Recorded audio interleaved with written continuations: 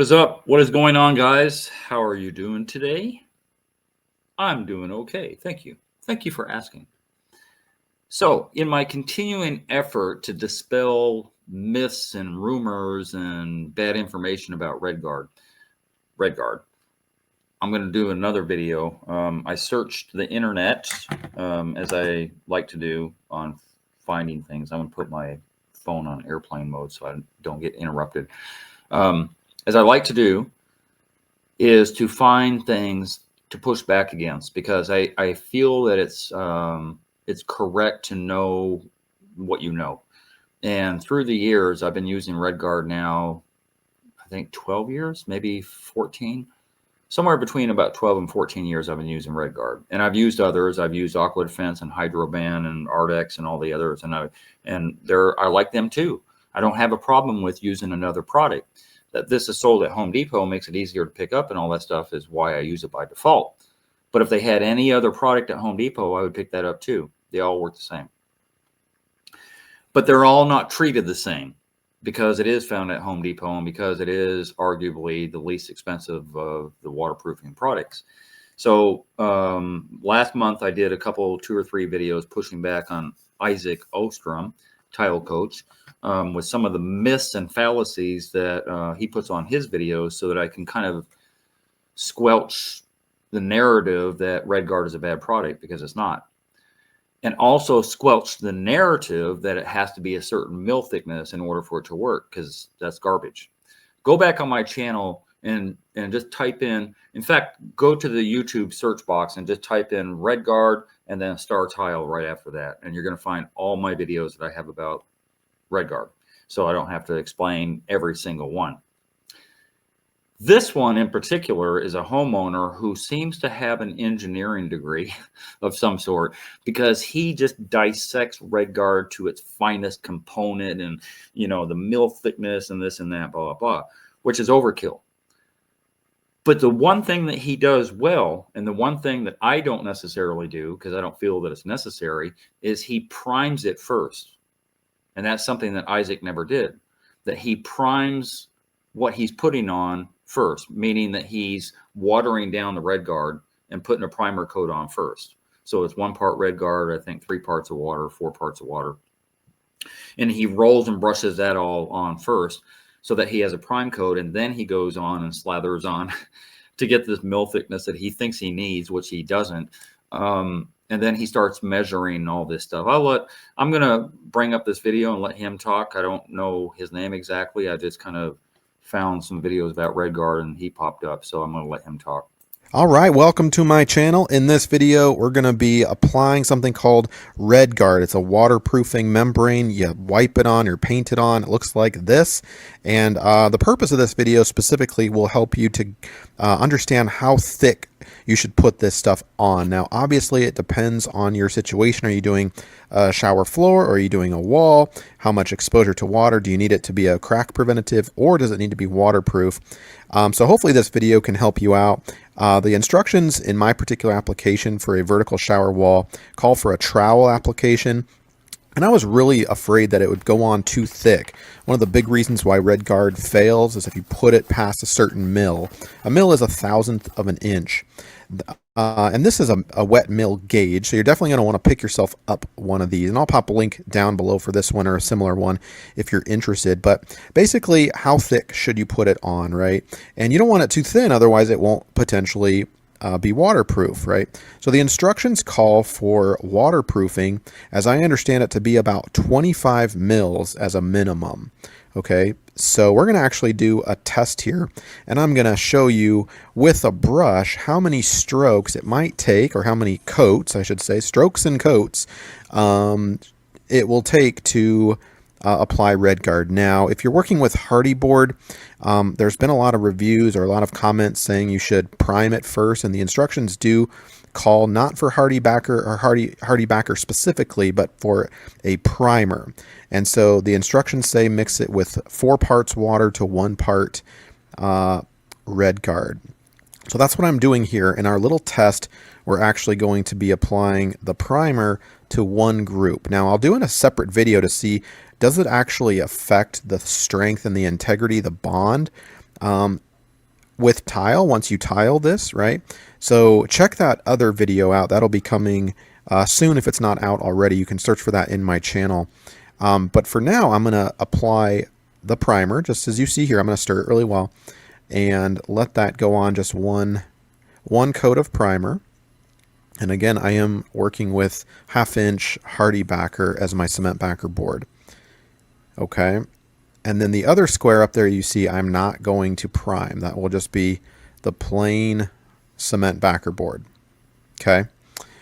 Now, obviously we have to tape with our fiber tape the corners and seams. So I'm going to apply a thin layer of thin set to represent what that would actually look like. So we'll be applying our Red Guard to the thin set too, to replicate or to simulate its application on top of thin set.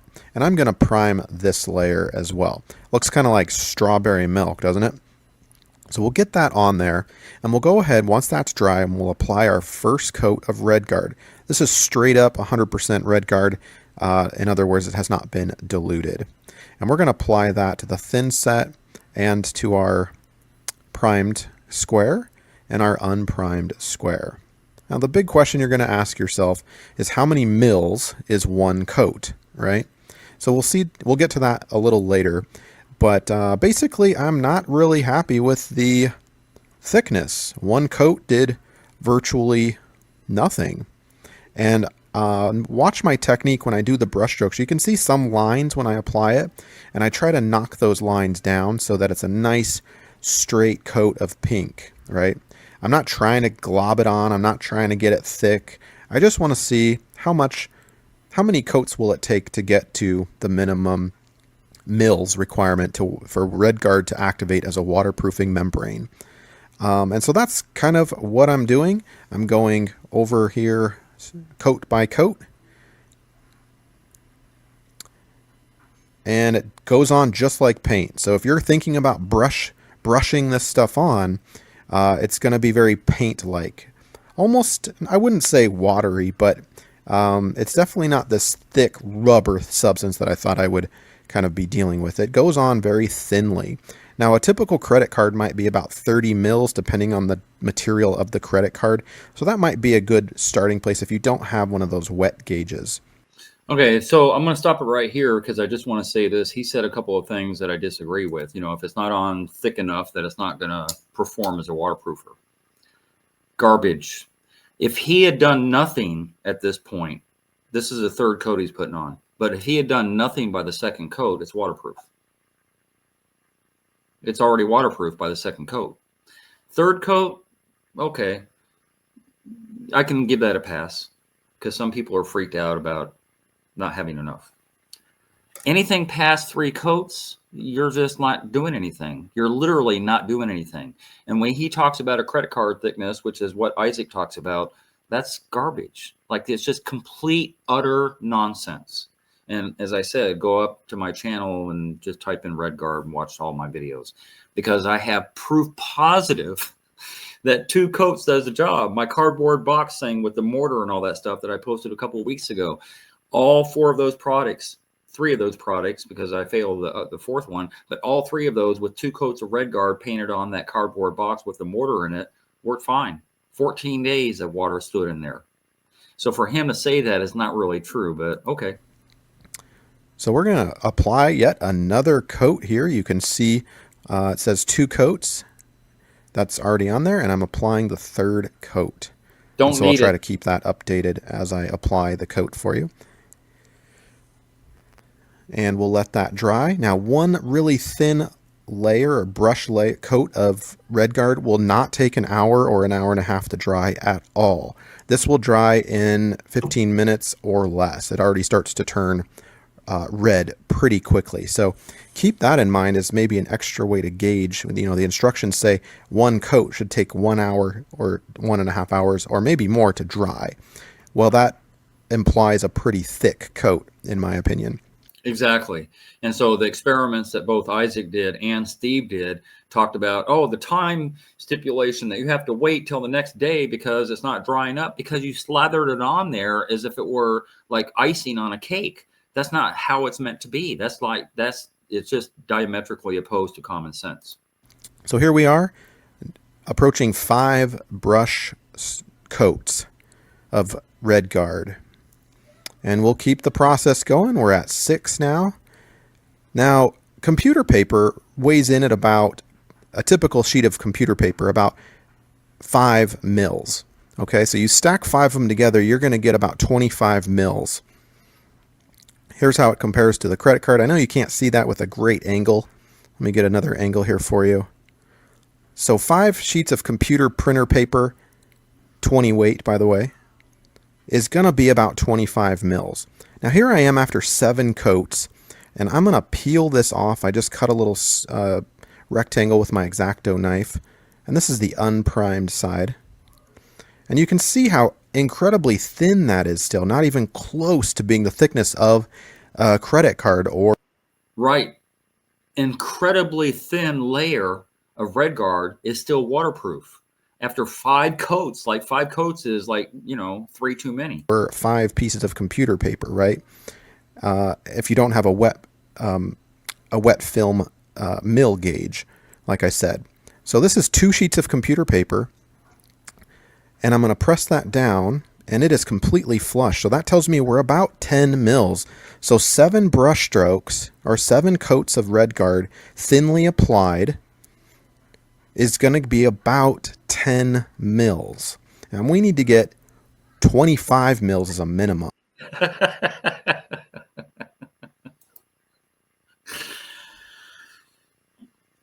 Sometimes when I do these videos, and especially on this one, because, like if my head could blow up, it would have already. As soon as he said, it's 10 mils already and we need to get to 25. And I'm like, oh my God, oh my God, oh my God. This is the misinformation. This is the myth that YouTubers put out there on the internet. Arguably, Red Guard is putting that myth out themselves. There is a comment that was made. I didn't even respond to it on my last video about Red Guard. And the guy said, well, if the product fails, then it's the product's fault and not the person who applied it, in regard to Isaac's video where it failed.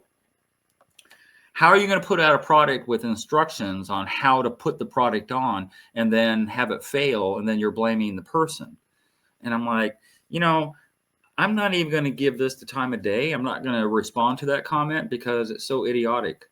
It's so stupid that you would follow the directions so adamantly, regardless and despite that it fails, and then just push back on it and say, hey, don't follow the directions. It's easy as that. That's what I advocate for. I advocate not to follow the directions. Because if the directions are making you fail the product, don't fail the product. Simple as that. But when he says 25 mils, oh my God. And this is why Steve did his slathering on so vehemently. I mean, it's just like, he's just slathering it on and then back troweling it and all that stuff. And the thickness that he has that by the second or third coat is 25 mils, but then it's cracking in the corners. Isaac, same way. It's cracking in the corners and bubbling up and doing all this wonky stuff that's never happened to me. Just saying. So we got a lot of coats to do here. So if you're thinking about brush applying this Red Guard, you better make it really thick, is all I have to say. This is kind of the lesson that I learned from this. So, if you start knocking it down, it's going to get to about 1 mil or so per coat. Obviously, that's not exact. So you want it to be a little thick. I mentioned earlier that the instructions do call for a trowel application.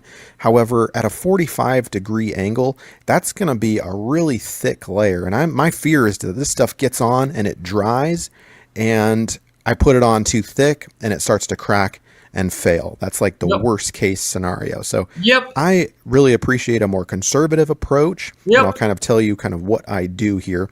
But if you've never used a wet mill gauge, this is how it works. You apply your Red Guard or whatever membrane you have wet, and you kind of stick it in there. And wherever it hits, you can see there some pink. Wherever it kind of sticks will tell you how many mils thick you are. So you can certainly do that. You could apply it with a trowel, kind of like, let me just get a little corner as an example for you. A 45-degree angle holding that trowel is going to be really thick, like I said. It's more like, I don't know, 30 degrees or 20 degrees or somewhere in there, where you're going to start to get kind of a 25 mil. You can see I just measured it there, and I'll let that dry, and I'll point to it with a little pen indicator, a little arrow right there. So that's about how thick you want your ultimate, or at least I did, want my ultimate membrane to be. So using a putty knife, you could apply it this way. If you're not comfortable with a trowel, you're going to have more ridges to knock down. It's not as wide, right? But it kind of goes on like this, and you can see there, you can't see the red, big, thick brush, and I just, like, it actually looks like a thick layer like this. So here's kind of what I did. Here's my cement backer board. It's all primed. I did end up priming the whole thing with diluted Red Guard, 4 parts water, 1 part Red Guard. And I pretty much brush applied the first coat. Okay, I'm going to say something about this real quick. In fact, I'm not going to come up because I want you to see what he's doing here. A couple of things. One, that brush is way too small. Get a 5-inch brush or a 6-inch brush or whatever. That's way too small. You're going to spend all day. It doesn't make any sense to have such a small brush on an area that's that large. You'll spend all day putting the Red Guard on. But the bigger point that I'm trying to make here, the prep isn't even well done. Like you see the where he taped all the seams, which is, you know, to me still kind of nutso. Where he taped all the seams, there are still some sheetrock mud or thinset or whatever, kind of like there's a ridge there I can see on the left side. Like, I don't know, if you're going to make a video, make sure that you're kind of on point with not just the Red Guard, but everything else. The niche itself isn't done well, where the seams come together. And I don't know that he taped around that. I think he's going to talk about that, but it's not a proper prep. Like, this is not a point where you would apply Red Guard because it's not prepped right. It should be nice and smooth, you know, whatever if he taped them there, if he just filled in the seam, you know, between the 2 boards or whatever, I don't know, but he didn't do it well. So I don't like his prep to start with. And then look at the screw heads. So he never countersunk any of his screws, which is crazy.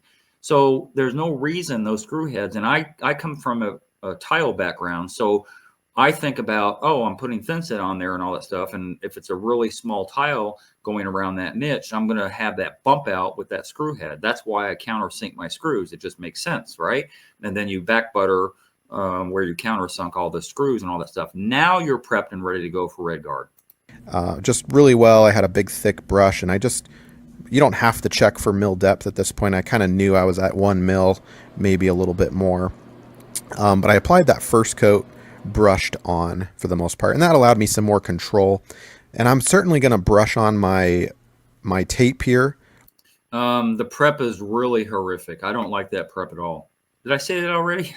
I don't like that prep. And I don't agree that tape is needed. Red Guard, first and foremost, is a crack preventer.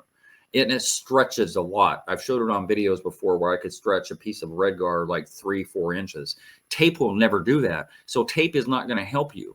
You've already got a crack preventer and a waterproofer all in one. So that's why I don't believe in tape. And especially the niche is not the failure that everybody thinks it is. Or my fiberglass fabric, the waterproofing, especially for the shower niche that I have, because I want control over that. I'm not going to use the trowel for that. I'm going to liberally apply that underneath and on top, kind of like that. Get that fabric on all of my seams and whatnot. And so the brush was definitely the preferred route to go, and I knocked down the ridges that were created from the brush strokes. Again, applying it liberally. I know that's a subjective term. You'll see what I mean in a later shot of liberal brush application, but this is definitely, you don't want to use the trowel for something like this. This tape, this membrane that people think they need for Red Guard or any waterproofer for that matter, is just so ridiculous. As like there's no harm, there's no foul with overkill, But the overkill that he's doing on this, and anybody does that uses this fabric membrane, is just absolutely ridiculous. You know, we don't have failures from niches. We don't have failures from the wall. We don't have failures from any of these places that he's talking about. The focus is your ankle below. If you want to use tape, then by all means. If you want to use tape ankle below and around your curb and all that stuff, by all means. But you're not making your shower any better or any more waterproof. Anyway, this is me applying that. We'll speed it up here for you. I know this video is not how to apply the fabric, but it gives you a sense of kind of that undercoat, how thick you might want to put it underneath and how thick on top. Basically, you want that Red Guard to saturate your fabric as much as possible. You don't want it, you know, globs underneath there, but that's why I prefer the brush, so it's nice and even. And then you can put a nice coat on over top and paint that all in, so to speak, and let that dry really well. So the brush is my preferred tool for the fiberglass fabric, the corners, the seams, the niche, any type of change in plane, so to speak. And you can go a little thicker. The brush might leave, but it's super thin. So if you think you're just going to do 2 layers of this and call it good, you're not even close to 25 mils. Right. You're not close to 25 mils, but 2 layers will do it. Again, not to be redundant, because I tend to be that way a lot. 2 layers does it on the walls and does it on the floor all day long for as long as I've used the product. 2 layers will do it. For him to say that, because again, people watch different videos at different points in their life. You know, like this video, I don't know when he put this out, you know, last year, a couple years ago, and somebody might stumble on it last week and think that this is the way to go, and think that slathering on, you know, 25 mils of Red Guard is the way to go, and they're going to struggle and it's going to be difficult. And they're never going to want to build a shower in their life again because of this disinformation that's out there. What he just said is erroneous. Yeah, 2 coats will do it. Put on 3 if you feel a certain way. 4 if you want to. He put on 7 coats and only got to 10 mils. Are you kidding me? You're going to put on 14, 15 coats of Red Guard? For what reason? Ugh. Okay, so keep that in mind. So this is about 2 coats in. We're still pretty thin. And going back to the manufacturer's instructions for application, you could certainly use a trowel. Keep that baby not parallel to your wall, but again, not at a 45 in my opinion. It's too thick. And you can just start to work and knock that down and then test accordingly. Make sure you're not too deep. Now, the Red Guard will dry on the end of your mill gauge, so you're gonna have to wipe that down with each pass, otherwise it'll dry so quickly it'll build up that mill gauge and you'll get an inaccurate reading. So this is the trowel application. This is, I would say, all technique. If I were a professional, which I'm definitely not, I feel like this is something I could get the hang of, but as somebody who hasn't worked much with Red Guard, I've got a lot of ridges here, so I'm actually a little uncomfortable with the trowel, to be honest. I prefer more control and a more conservative approach to make sure I don't get it too thick, like I said. Right. So this is my preferred route, actually, just getting a big brush and just applying it, globbing it on like this. And obviously that's not, but there's a little feel to it. You can see as I worked all the way down to the left there, you'll actually feel it kind of start to drag, and I don't want that. That tells me I'm getting too thin of an application. I want it to stay slippery almost still. You want your brush to kind of glide back and forth. And I like to put down a coat and then go back for a little more like that, and then go over that same coat. And that's going to give it a nice thick application, in my opinion. It's not too deep or too thick, but it's definitely higher than a mil, right?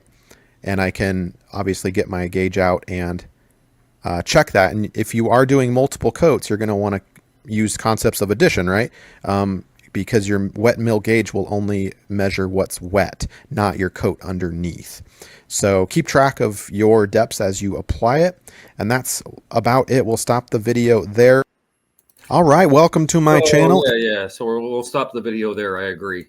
I think enough has been said about it. Where do I just get me? Okay.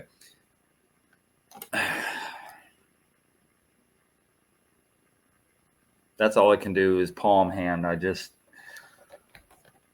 He's a couple of things, and I didn't interrupt him. You know, use a large brush, and then what does he do? He uses like a 3-inch brush. So it wasn't even a large brush. I skipped through where he was rolling it on the wall, but can you imagine if you're trying to get a 25 mil thickness on REDGARD, and he was only capable of doing 10 mils at 7 coats with a brush? Think how many coats you would need with a roller on a wall to get to that same mil thickness. Think of how you would probably need 40 or 50 coats with a roller if a brush only got you 10 mils at 7 coats. 7 coats? Yeah, it was 7 coats. I'm sure of it.